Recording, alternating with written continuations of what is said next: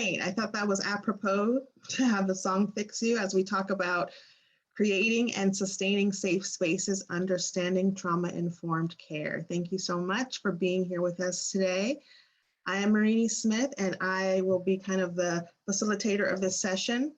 I am a professor of child development and education at West Los Angeles College, and this workshop is being recorded, number one, just so that you know, and it's also being brought to you by the Teach Los Angeles Regional Collaborative, and we are so excited. We are wrapping up. We have one more day to go of this wonderful week of amazing sessions. Hopefully you've been enjoying yourselves. I know I have, also in honor of a Teacher Appreciation Week. Yay! So, yay, give it up for all the teachers in our lives and the teachers that we are and hope to become. So I'm gonna go ahead and go over a couple of kind of housekeeping, Zoom keeping items, and then I'm gonna give it over to the amazing and illustrious Noel Scott. So just a couple of quick things. So if you are interested in receiving a certificate for this session, I know that some of you have already begun putting your first and last names and emails into the chat. So if you didn't get that message, please go ahead, first and last name and email. You will have a certificate by tomorrow. That will be an editable document that you can just type your name directly into it. It will have the name of the workshop, the amount of time, and it'll be an official kind of Teach for LA template. So that way you can use that for your portfolio. If you need to submit it to a teacher to get credit, use it however you wish. And we will be recording, as I mentioned. Recordings will be available on the Teach LA rc.org website soon. And with that, I am going to go ahead and give it over to my wonderful friend, fellow special needs mama. She is a dynamic speaker, a gifted educator. I can't say enough about Miss Noel Scott. She is gonna introduce you to the world of trauma-informed care and give you kind of the fundamentals on how to create safe spaces. And for those of you who just came out of the previous workshop about anti-racist education, I think this is going to be a really nice complement to that, because a lot of the things that the previous presenter talked about, Leticia, I believe, a lot of the students that are experiencing anti-racism and experiencing discrimination, they're going to also be simultaneously experiencing trauma, oftentimes trauma as a result. And so how do we create and sustain safe spaces for the children, the young people that we work with?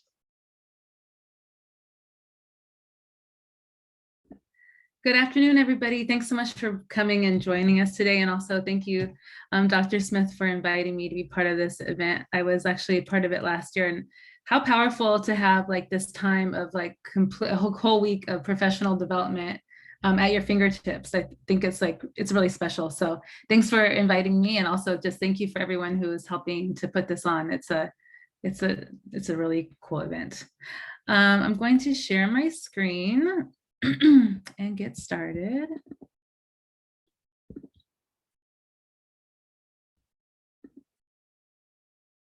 Okay, so this is a little bit of an interactive session, so I hope that you are prepared to join in a little bit of conversation in a few minutes. But this is our simple introduction to trauma-informed care. And our agenda for today is we're going to define trauma. We're going to identify some causes and characteristics of trauma, including something called A.C.E.S, identify how trauma impacts learning, and also understand how to create safe spaces using trauma-informed care practices. So a little bit about myself. My name is Noel Scott, and I'm a social worker, and I'm also a special education teacher, and now a director of special education at 5 Keys Schools and Programs. If you are interested in contacting me later, maybe my contact information is there, my email and my cell phone number. So feel free to jot that down in case you do want to connect later. Just a little bit about my background. I started off as a social worker, and but my work was primarily with incarcerated individuals. I found it to be a very unique time to meet people when the stressors of a lot of the substance abuse, domestic violence, financial stress. A lot of stressors were just, even, it sounds very strange to say, but when the folks that I was working with were incarcerated, some of the stress from those outside situations were kind of null and void at that time. And so it was a unique time to work with people and have them reflect on where they want to go next and and the changes they want to make in their life. I was in love with the work that I was doing, but I also knew that someday I wanted to do a little bit more with education. And so I was invited to be a New York City teaching fellow, which was a really unique program where they actually pay for you to get your master's in education while you teach and learn how to become a teacher. I started in the school in Brooklyn, and it was an incredible experience, but I really missed my passion, the work that I'm really called to do, which is working with people who are incarcerated.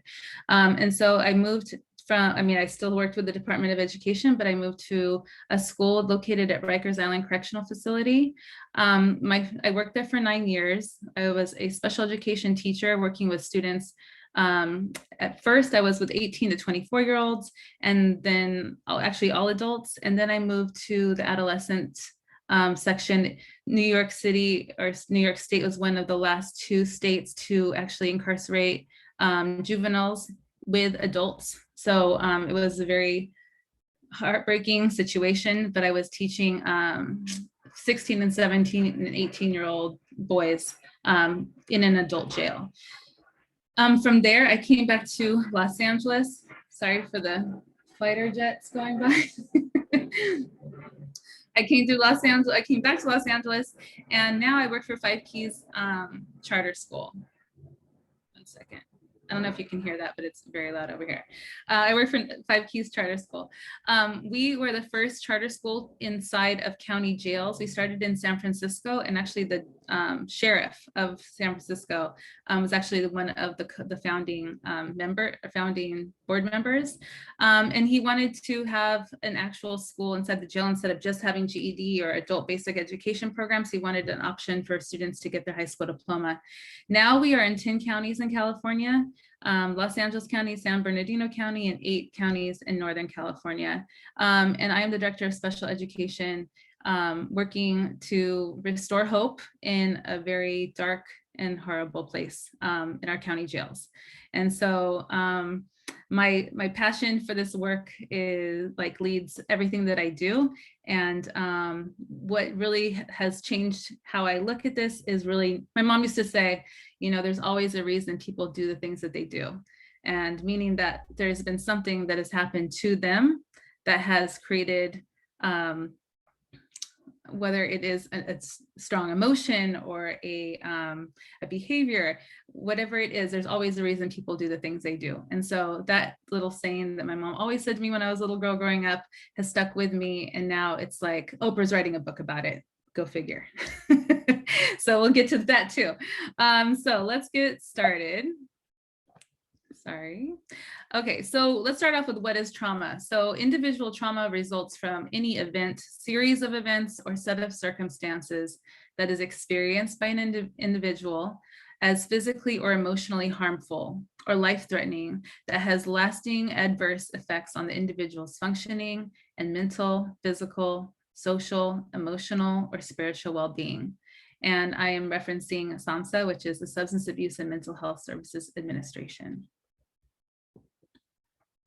So trauma may be a response to a lot of different things. Here are some examples.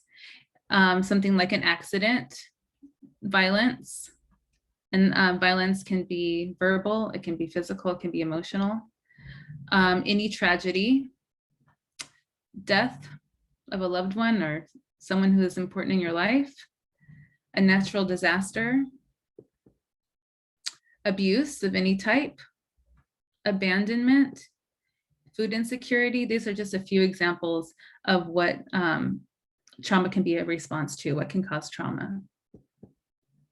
So why are we talking about trauma when we are all into the field of early education? What does it have to do with kids and early childhood development?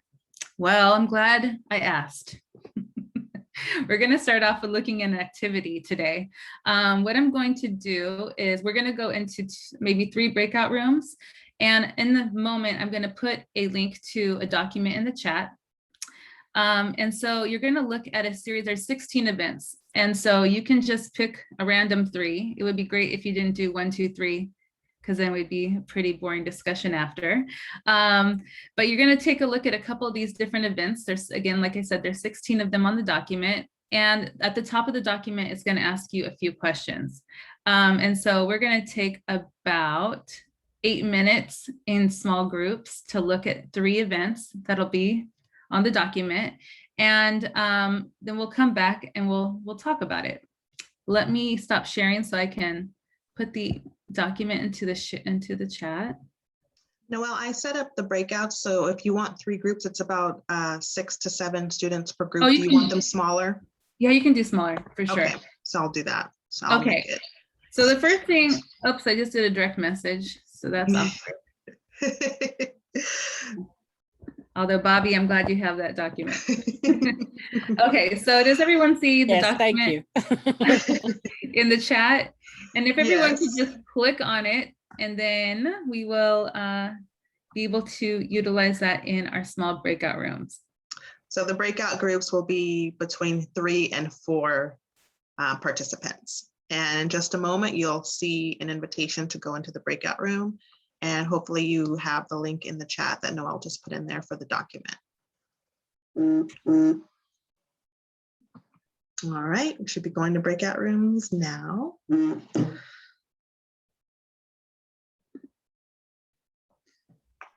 Okay. Okay, so they're starting to go. Cool. And as co-host, hopefully you're able to see those rooms. Okay. And so I'm gonna go into room 1. I think I'll do a couple as well.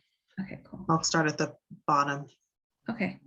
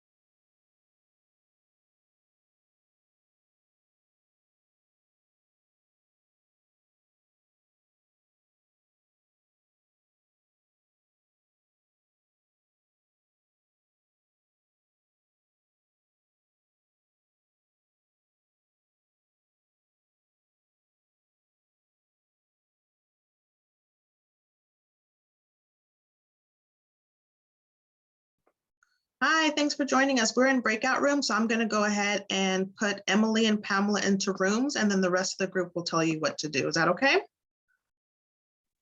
Thank you. Sure. So Emily, you're going to go to room 2. And Pamela, you've been assigned to room 4.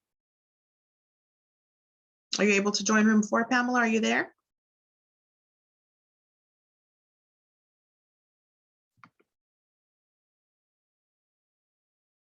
Are you there, Pamela?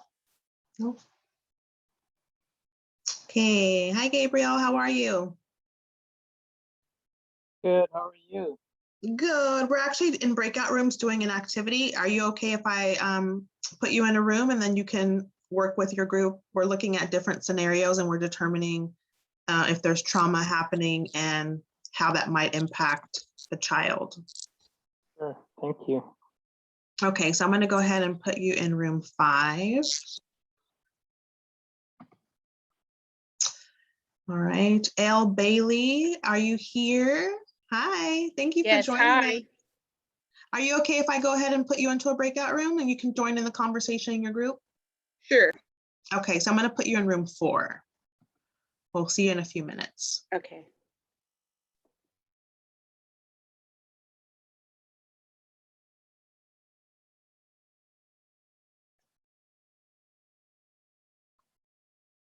Are you there, Pamela?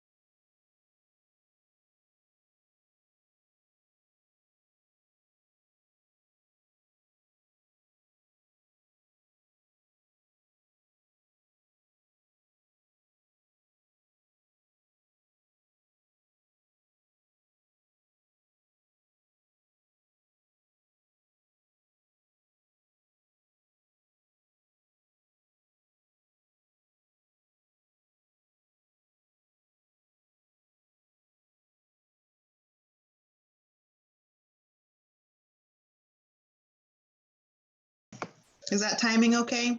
Like Yeah. another minute? Okay. What'd you say now? I put that we'll come back together in 2 minutes. So now I'm going to click the close all rooms and it will give them that 60-second countdown. I realized that I needed to kind of be in the main room because a few more people joined and I needed to place cool. them. Yeah. Yeah. But I heard some good conversations happening. Yeah. Likewise. Yeah. I put the Nadine Burke-Harris TED Talk in the chat because somebody in one of the groups had mentioned it. Oh, cool. So I went ahead and added it to there. Folks are coming back. Yay.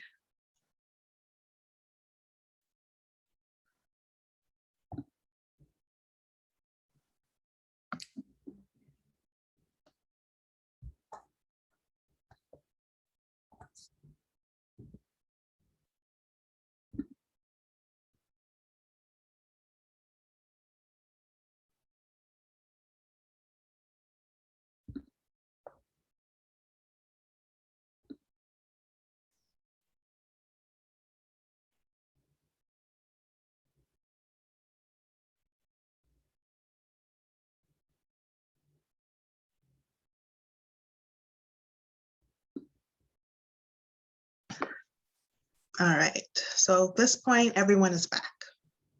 Okay. Okay. So thank you so much. I forgot to, every single time I do this, I always forget to say, there's trigger warning.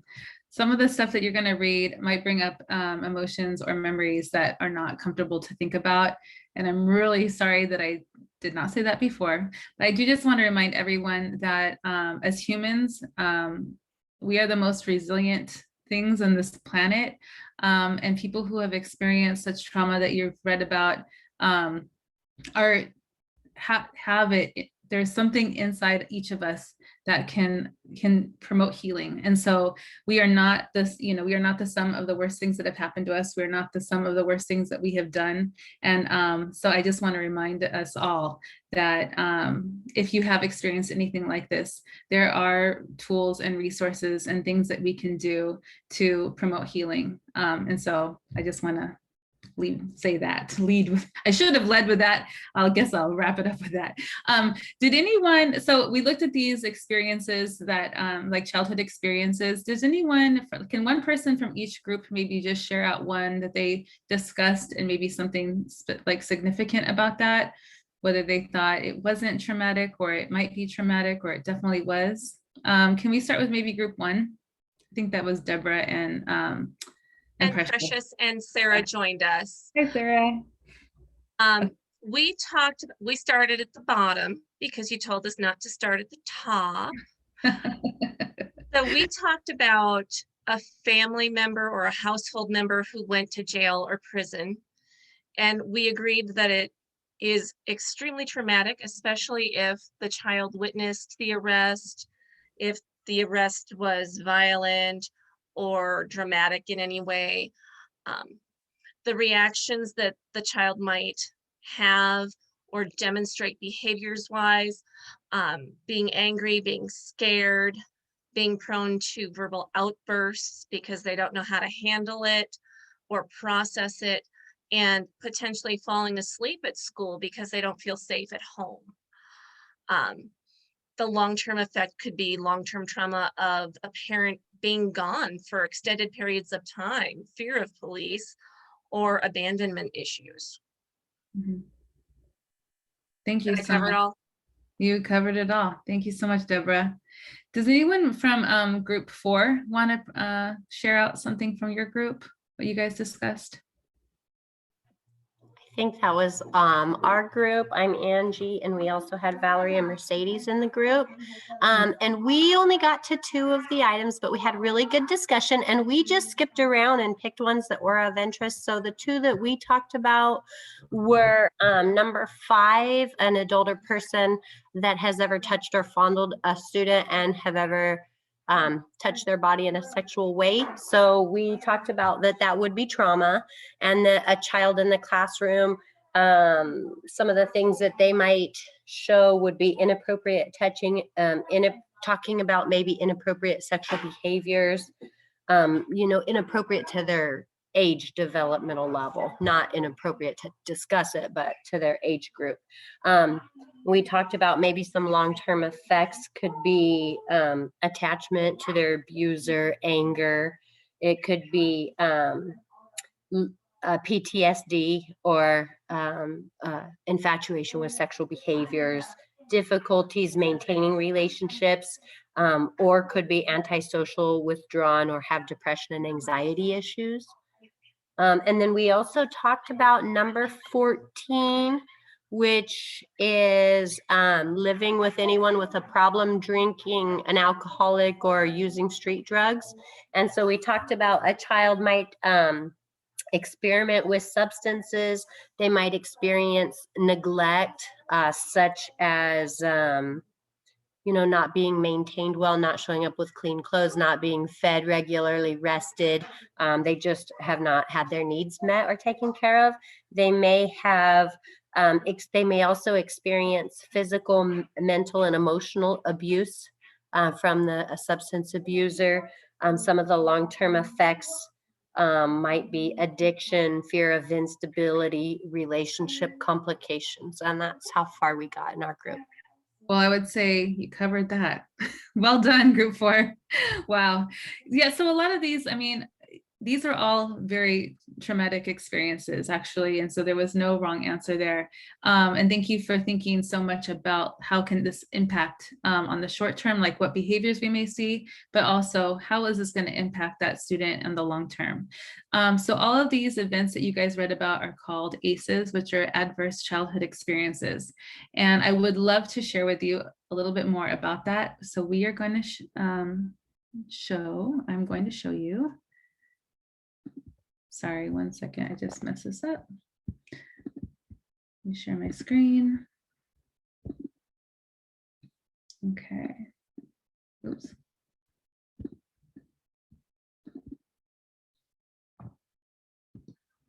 Okay, so I'm going to show a short video, and then Marini, can you just make sure that you can tell me if they can hear?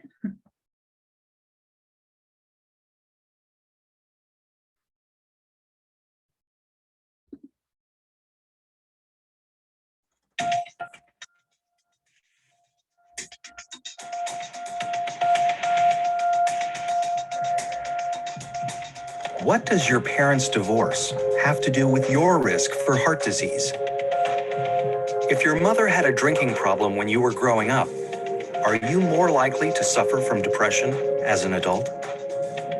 Here's what you should know about A.C.E.S. A.C.E.S stand for Adverse Childhood Experiences, extremely stressful events that can happen to a child growing up. Some experiences are so stressful that they can alter brain development, as well as the immune system, increasing the risk of lifelong health and social problems in adulthood. The term comes from the Adverse Childhood Experiences Study, landmark research that shed new light on the root cause of everything from stroke and liver disease to substance abuse and mental illness.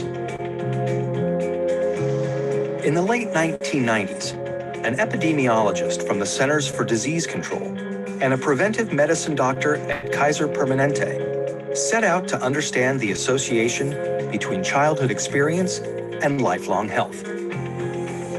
They asked over 17,000 people in the Kaiser Health Plan in San Diego about their health history, as well as difficult questions about their experiences growing up.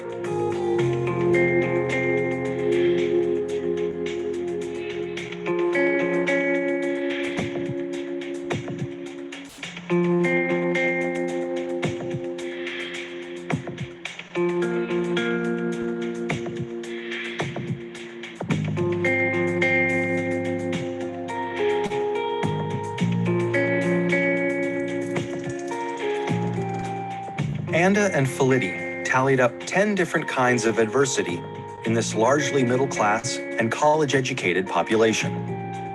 They were stunned to see how common ACEs were. 21% of all respondents were sexually abused as children.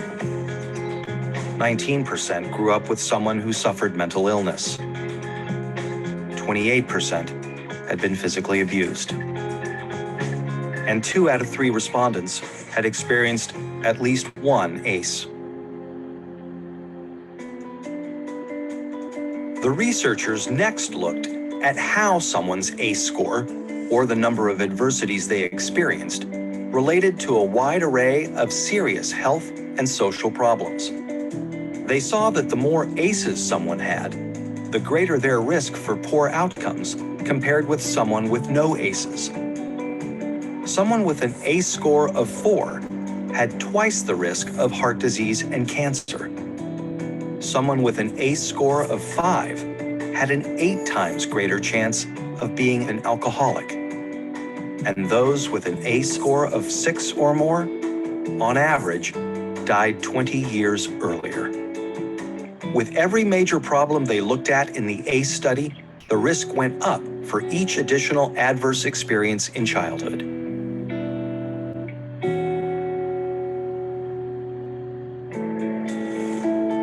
As Dr. Robert Anda says, what's predictable is preventable. It's important to remember that ACEs are not destiny. ACEs are a tool for understanding the health of a population as a whole. For individuals, an ACE score can be a tool for understanding their own risk for health and social problems and empower them to make changes for themselves and their children. ACEs tend to get passed down from generation to generation and are common across all income levels, races, and cultures. But increasingly, people of all different professions and backgrounds are coming together to discuss how ACEs affect their communities. They're finding new ways to treat and prevent ACEs. Many doctors are starting to screen their patients for ACEs as part of their medical history. More schools are becoming trauma-informed, considering the source of problem behavior when disciplining their students, instead of immediately suspending or expelling them. To learn more about interrupting the cycle of adversity and improving health and well-being for the next generation, please visit kpjrfilms.co.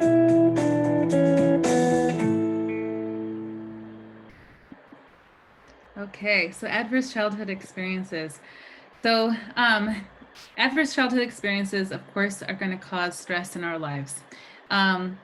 And I like this kind of graphic here showing how it relates to toxic stress and what that does to our bodies. So ACEs, their experiences can include things like physical and emotional abuse, like we just spoke about. The more ACEs that a person experiences, the more likelihood they are to have actual physical and health related issues, because that stress impacts our body so much. Here, experiences like ACEs, as well as many other things like racism and community violence without supportive adults, can cause what's known as toxic stress.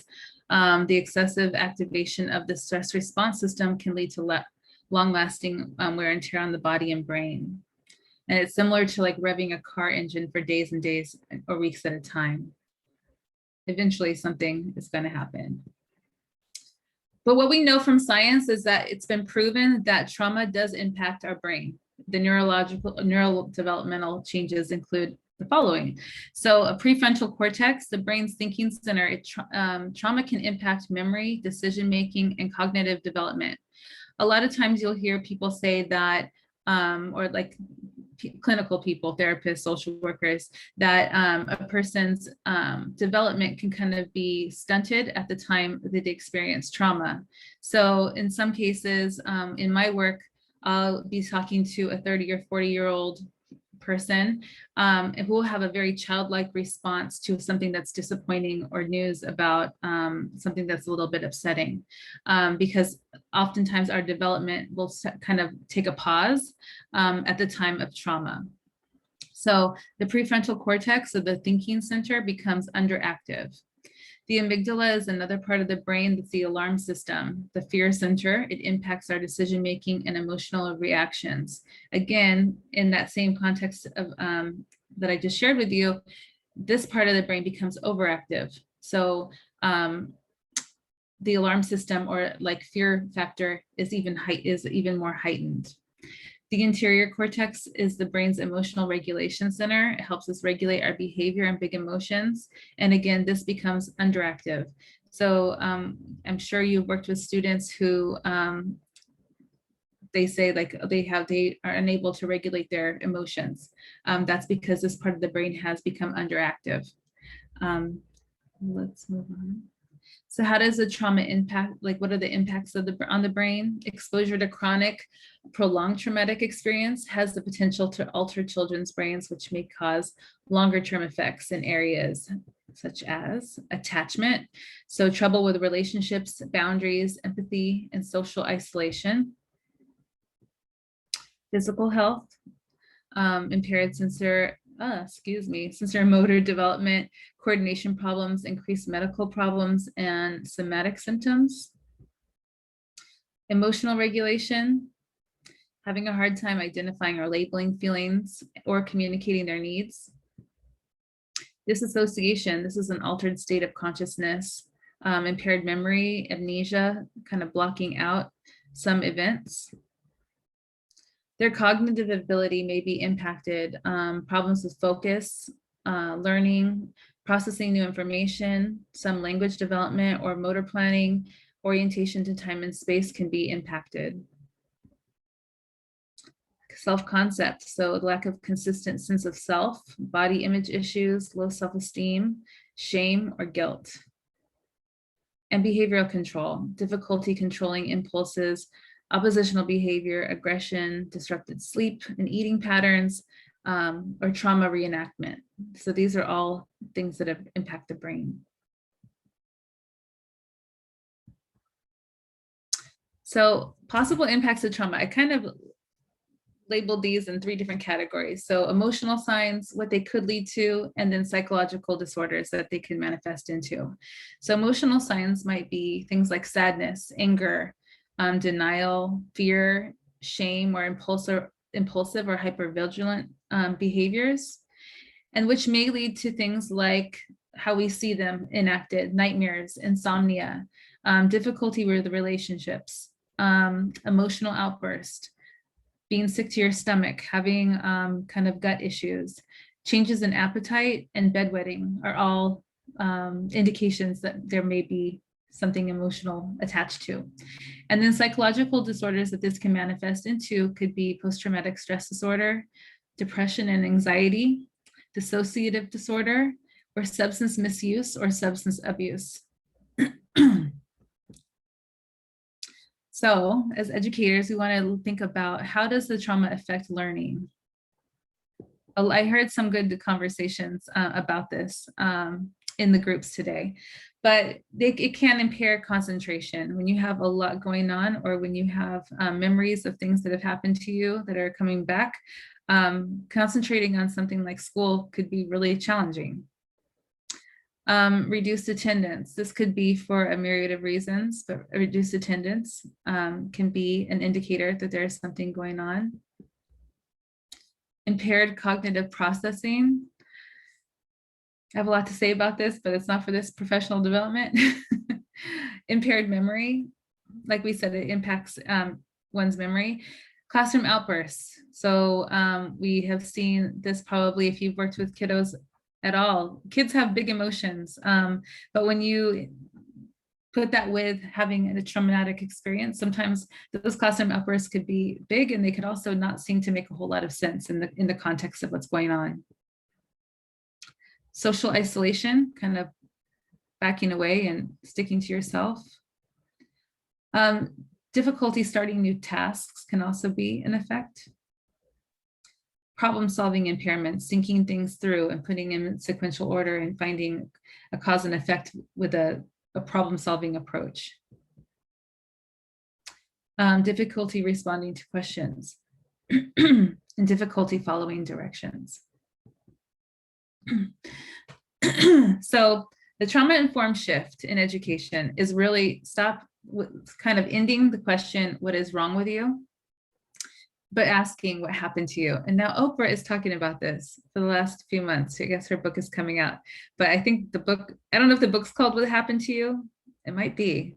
I think it is called What Happened to You. It's very interesting.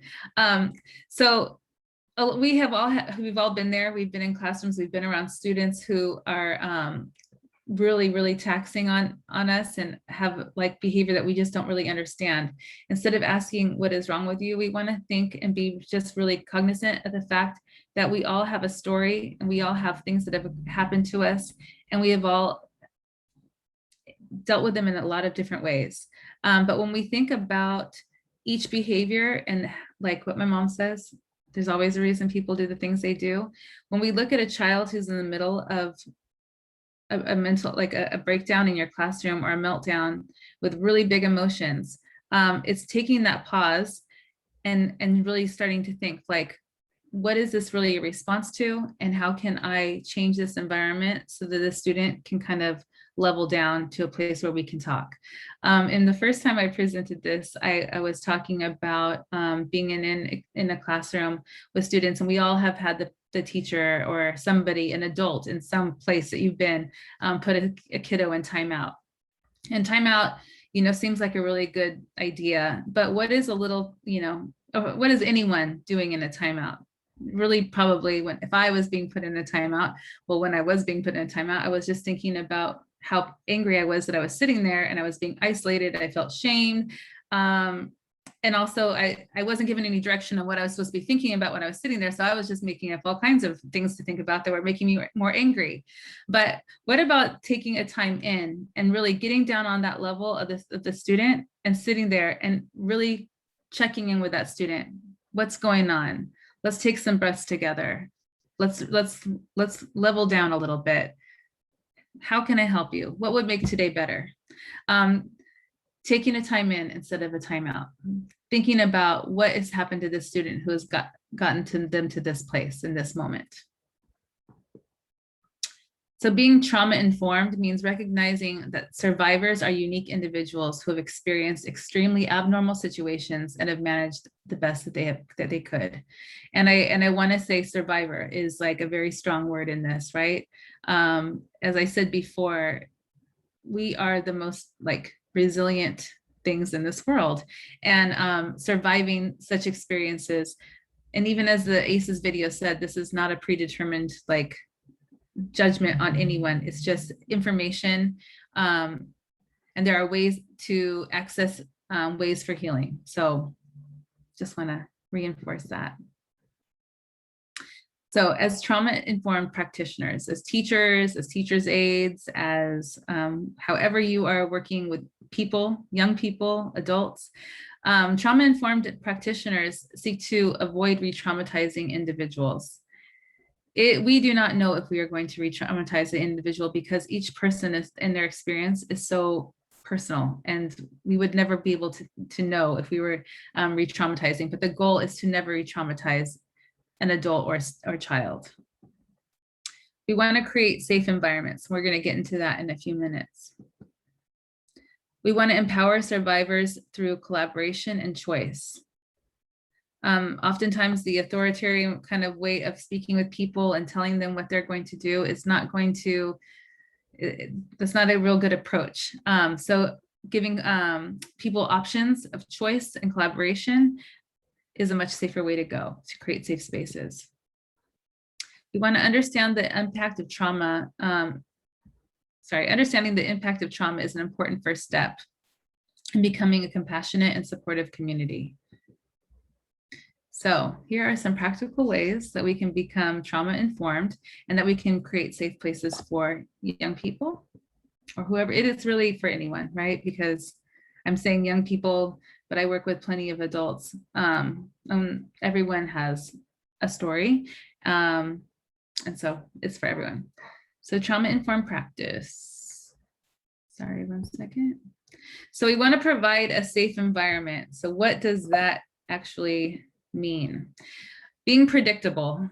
This is something that I learned really early on in teaching. And it starts off with something as simple as you want to have entry routines, right? As a teacher, you want to have entry routines, you want to have exit routines, you want to have your agenda on the board. All these things, I'm like, oh, this is so silly. Like, do the students really need an agenda on the board? Do they really? Do they need a SWOT? I mean, come on. But it turns out it's good practice.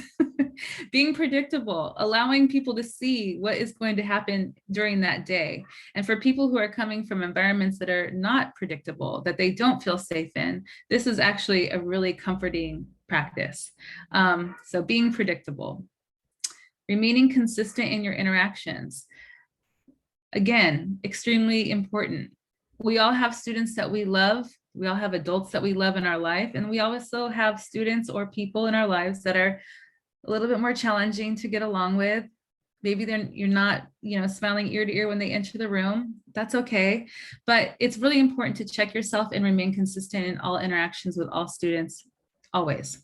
Also, well, I think we're going to get there, but you don't want to have a beautiful, cheery greeting to one student and they're like, hey, to someone else. And not only that, but also even in the times where we're really being challenged with a behavior or a mouth that is being really smart to us, your interactions and the way that you approach a student who's being a little bit challenging, that's also important. You want to have the same demeanor as you're talking to Billy as you do when you're talking to Bob. Those are really corny. I mean, sorry, they're not corny names. If they're your name, I apologize.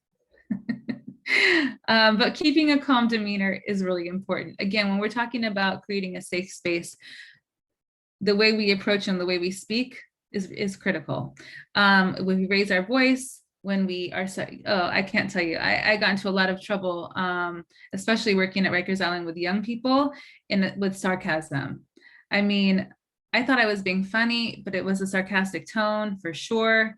And that would, people would flip out about that because it is demeaning. It is, in a way, it makes them look stupid and feel stupid. And that is not okay when we are practitioners and trying to create safe spaces. So being mindful that a joke that might seem really funny in your head could be really insulting to young people. And also when people don't feel safe at home and they don't feel like their voice is heard or respected at home, in the classroom, that is a very safe place. And we want them to share their voice and their opinion. We want them to feel like they're being heard and seen, because that is every human's longing, is to be heard and seen, right? And so we want to validate each voice. And so making sure that all sarcasm and all of anything that can be misinterpreted is kind of left at the door. Providing a structured classroom. Again, this kind of goes into the routines and being predictable, having an agenda, having your responses be respectful to all students in your classroom. And it's another thing of being predictable, but creating that structure that some of our students are lacking in their personal life. Again, allowing students to make choices. This is best practice anyway in teaching, right? Is allowing for choice, and another way of having a student feel heard. So creating choices as much as possible. And also making accommodations based on educational needs. So making sure that even if a student doesn't have an IEP, or if a student doesn't have a 504, if you're identifying that a student is having a trouble in a certain learning situation or setting, making sure that you're accommodating the learner. So if a student is having a really hard time working one-on-one with another peer, try to ask a few questions to see what's going on. But if it is really impacting the way the student is able to interact in your classroom and it doesn't feel like a safe experience for that student, make an accommodation. Figure something out, work together, and also work with your supervisor to see if there's anything that you should be thinking about before you're making extreme accommodations.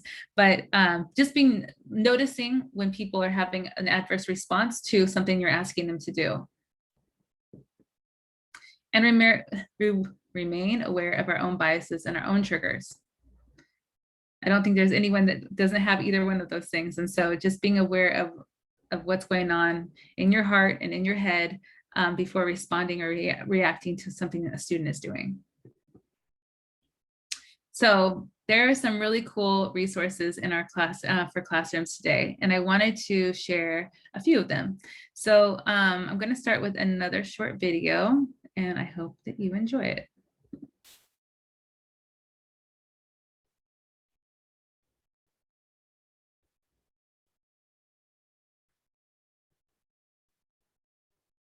My internet's a little slow. I get really mad when my brother hits me a lot. I don't like it when you say you don't want to play with me. When I'm mad, my brain can get a headache and it can start hurting. Your blood keeps pumping because you're like really mad. And you start to get sweaty because you're getting really, really mad. And then when you start getting really mad, you turn red. When your body can't really control yourself, mad just takes over your body. I just get out of control. It's kind of like if you had a jar and then the jar would be your brain and then you put glitter in the jar and that would be how you would feel. If you shook up the jar and the glitter went everywhere, that would be how your mind looks. And it's like spinning around and then you don't have any time to think. And you sometimes punch stuff and people when you don't really mean it. When I get angry, I feel it in my heart. I really don't like when I get angry. The amygdala really reacts, but the prefrontal cortex tries to keep it down. When I feel like I want to, get really angry and yell, I just sometimes, take deep breaths. First, you find a place where you can be alone. Then you find some way to relax and calm down. When I need to calm down, I take deep breaths. I breathe in through my nose. Sometimes I close my eyes or just take deep breaths. It's calming down, it's not moving. It's slowing down and then it stops. And the heart pumps slow and then it goes into your brain. It's like all the sparkles are at the bottom of your brain. My brain slows down and then I feel more calm and then I'm ready to speak to that person.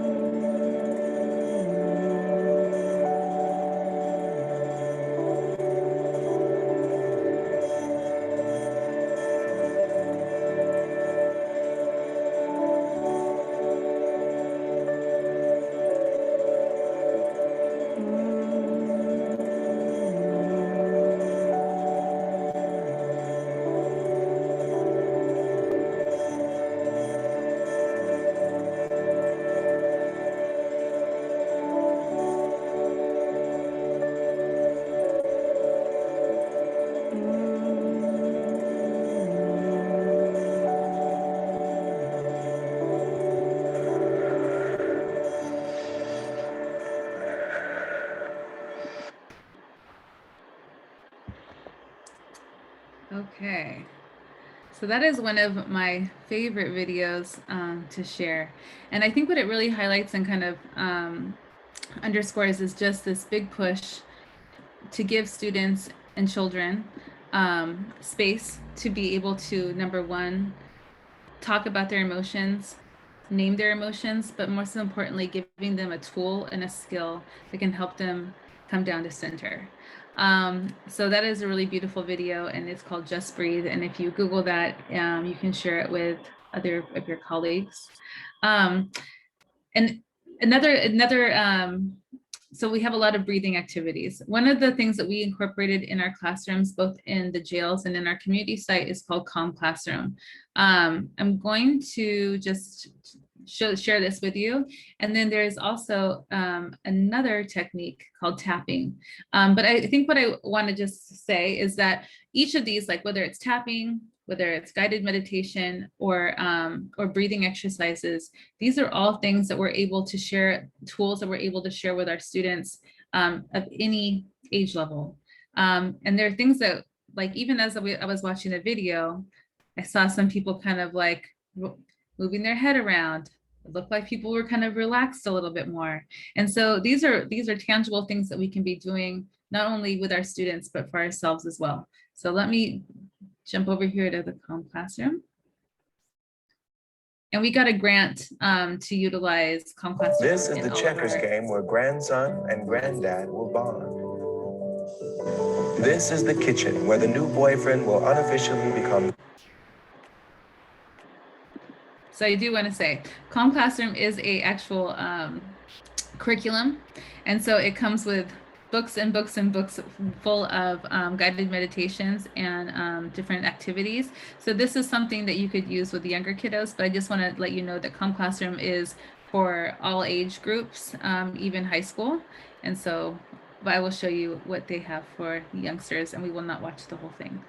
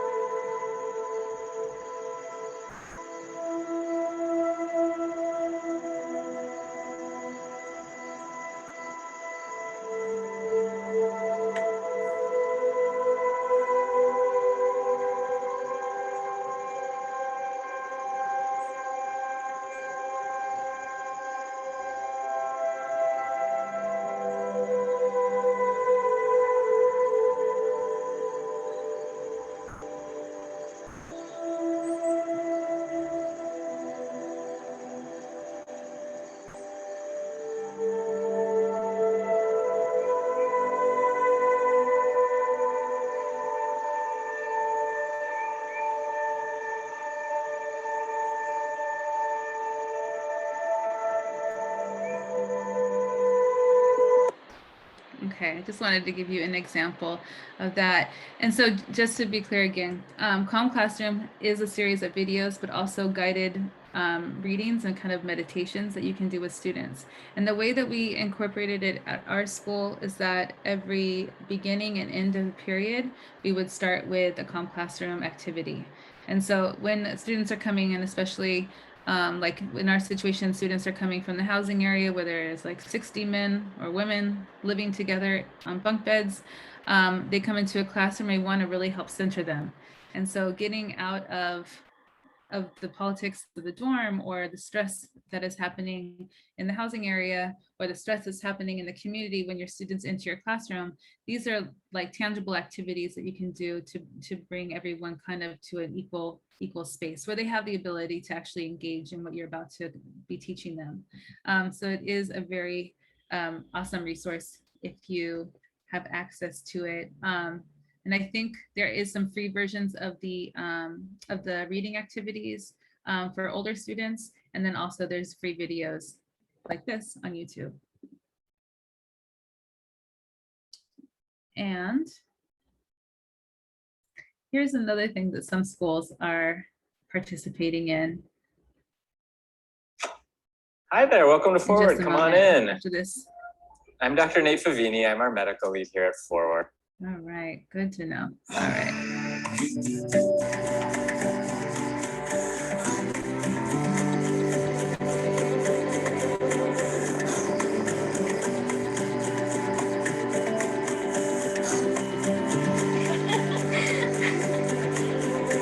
When we tap on these endpoints of our body, these meridian endpoints, while focusing on the stress, the challenge, whatever's going on in our lives that we're trying to overcome, we actually send a calming signal to the amygdala in the brain. Sometimes kids come to school with what I call an invisible backpack, where they're just weighed down with some of this emotional stress that they can't be open to learning new things. As they're tapping, they say very positive phrases to themselves. Things such as, I am lovable, I am smart, I'm intelligent, people enjoy being around me. And they're telling themselves these kinds of things to kind of program that language in their head that they're going to be walking around with all day long.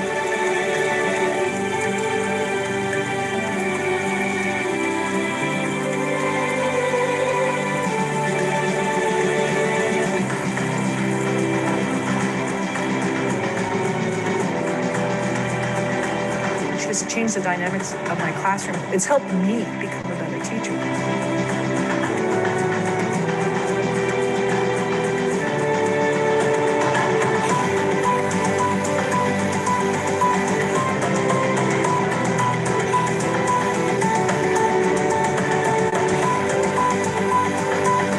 When our students come through the door, we need to focus on the whole child. We need to focus on the academics, as we always have, but we also need to definitely make sure that we're paying attention to the emotional, the social emotional learning piece of our students. It's very valuable for me to do. I'm really grateful for having it.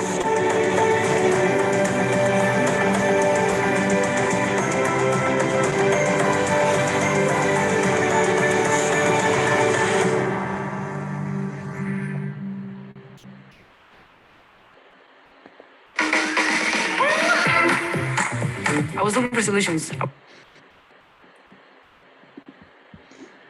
As I try to get out of here, hold on one second. So isn't it amazing how much early education has changed since we were going to school? I mean, I'm in my 40s, and if I think back to the approach that people had for the kiddos who were kind of like bouncing off the walls or who were kind of having a bunch of anxiety, they usually were just sent to a side room or to the principal's office to go calm down. But now what's so exciting about this like innovation of trauma-informed care is that schools and school leaders and teachers and staff are looking at how they can actually impact the students' day when they are struggling with the anxiety and depression that have become so prevalent in our students' lives. And so even in thinking about, yes, we have to promote academic excellence as educators. We have to promote wonderful attendance as educators. But when students aren't meeting those needs, it's so important to like pause and to think, what is happening with this student? And what can I contribute in this day-to-day? I spend so much of their, students spend so much of their life in a classroom. And so what can we as educators do in the time that we get to share with them to make them feel safe, to make them feel grounded, to give them the tools, and to, even just giving them the words or the name of the emotions that they're feeling. That can be so empowering to young people. And so trauma-informed care and trauma-informed practice are the giving students that space, but also giving us as educators the tools to be like, oh, I can create this space and I can start off our day with something totally, what some would think is bizarre and everyone's sitting and quiet. But I mean, to walk into a classroom in LA County Jail and see 30 men sitting with their feet flat on the ground, their hands on their desk, closing their eyes in a place where is the most probably unsafe that anyone could feel. But to have them doing these practices and trusting the process, it does have an impact. And the reason that they're trusting us to do it today is because yesterday they felt so much better and so much more safe and so much more confident in that classroom. Let me get back to the presentation, which is almost done.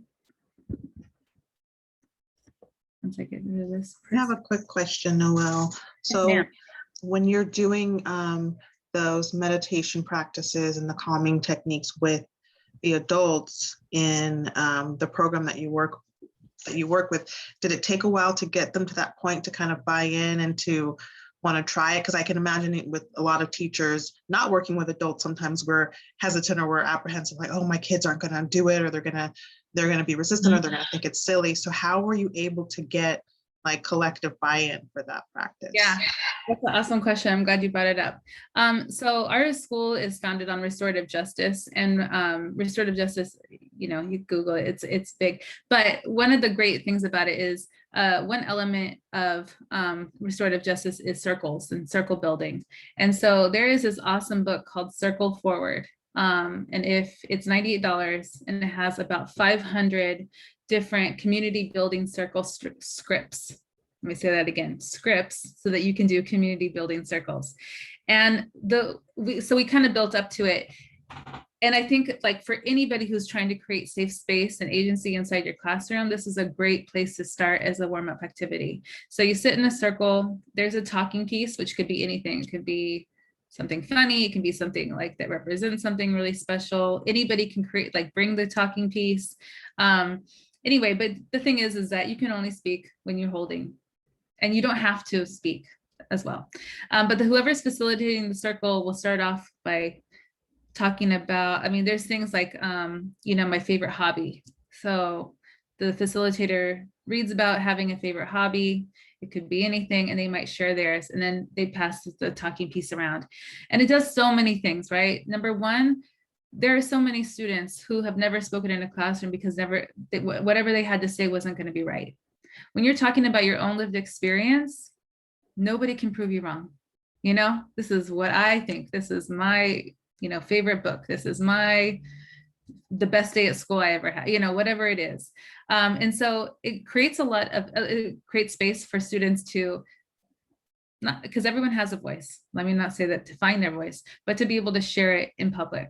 And that's also like a transferable skill. And so as students become more comfortable in going around the circle and knowing that they don't always have to do it, but there's going to be one circle that they're going to want to say something in, because some of them are pretty funny, some of them are pretty fun.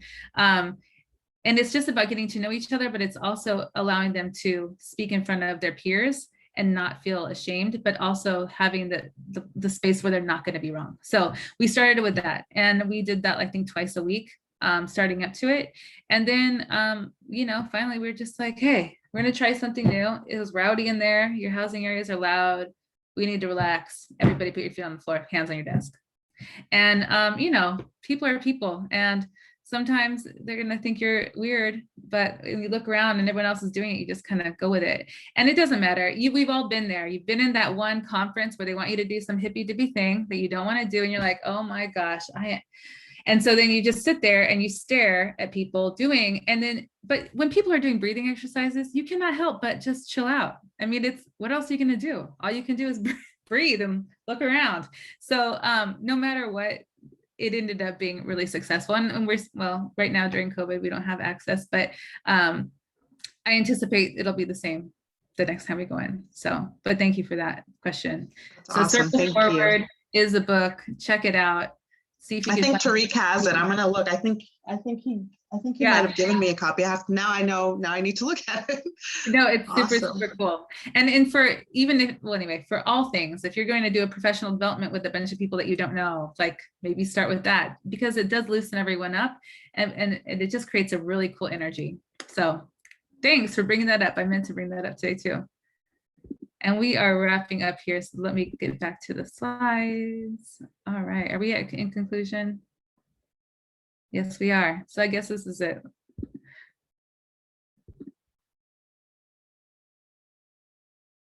So the hallmarks of trauma-informed practice are when the practitioner puts the realities of the client's trauma experiences at the forefront in engaging with the client, and adjusts the practice approach informed by the individual client's trauma experience.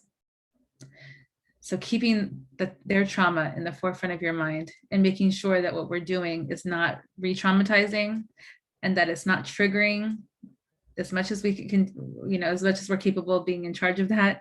But really, it's just good care of our students and clients that we serve. And that, my friends, is my presentation. I don't know, are there other questions that maybe anyone has? There's some good stuff in the chat. Does anyone have any? Thank you so much, Noel. First of all, we really appreciate you providing all of these wonderful resources and context for understanding trauma and ways that we can help to heal some of the trauma. Because like you said, we're very resilient as humans. And so it's a helpful reminder, but also to realize that our students do come with us with a lot of trauma.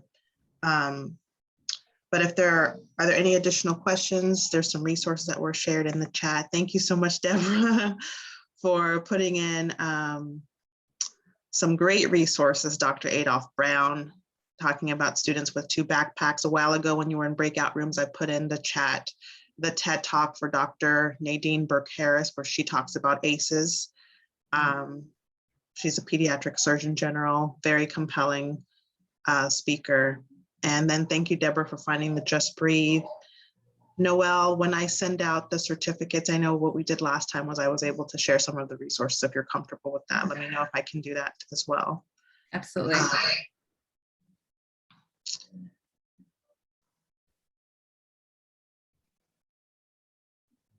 Yes, thank you for the comments, the affirmations. And if you joined us after we began, I asked for everyone, just like you probably have heard in every session, if you would like a certificate, just give us your contact information, first and last name in the chat.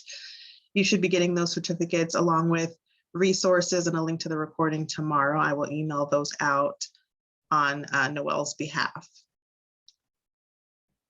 Any other questions or ideas? I know some of you from listening to you in the breakouts have some great ideas and suggestions for other resources. So if you want to share them, you can go ahead and put them in the chat, or you can unmute and share any thoughts or ideas or concerns, trepidations, apprehensions that you have about, providing support for our young people. One of the things that I do, I don't know if you've heard of Harmony. They're free online. This is quick connection cards. They're pre-K to 2nd grade. Quick connection card. This one, sorry, I grabbed an instructional card instead of a. So this one says, have you had to do anything that made you feel nervous or worried? What was it? These are just real quick relationship building, icebreaker type things that you can do in your classroom. They support teachers a lot and give free resources. They've got lesson plans online and all that good stuff. So Harmony, and it's SEL education. Okay, so I'm going to put that in the chat. So just Harmony is the name of the curriculum, and then SEL education. Okay, I'll grab my link for it. Perfect. I'll grab my link. That sounds awesome. Very cool. Yeah. It's just one of those, they're really, they're really geared toward the littles, and I have bigger kids, but I have special needs kids, so I tend to adapt. Oh, thank you for putting the link in there. There you go. That's awesome.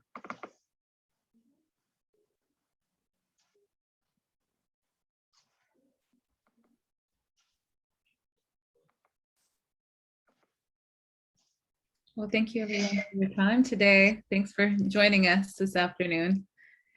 And best of luck to all of you in your future endeavors and in your future classrooms and in your current classrooms. Go out there and do good. Yay. Yay. Thanks, Noel. And yeah.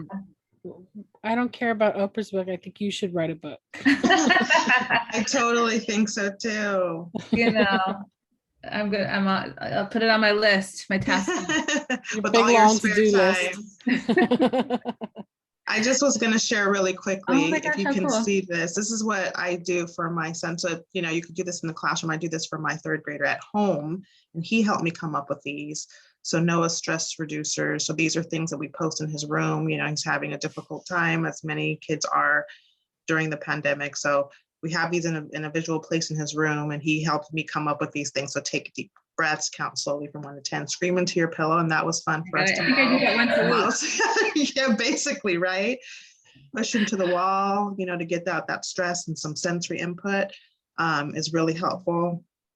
Go to your room for a break, talk or write about your feelings. And so we put those, created by Noah and Mom, we put those up in his room. And then, you know, when he's having a meltdown, or even before that, you know, he can start to identify the antecedent. And then I'm like, okay, go to your wall and choose one of the stress reducers. So that's just something that, you know, is really tangible and easy that you can do with students or with your own kiddos at home. Absolutely. What is happening? All right, well, thank you, everyone. Any final thoughts or questions before we end? And hopefully it looks like everyone put their name and contact in the chat if they want a certificate. Thank you. Thank you to those of you who had your camera on, so I could have some, like, you know, interaction during this process, because it's so hard to present on Zoom and not know what's happening on the other end. So thank you. Absolutely. Thank you, everybody.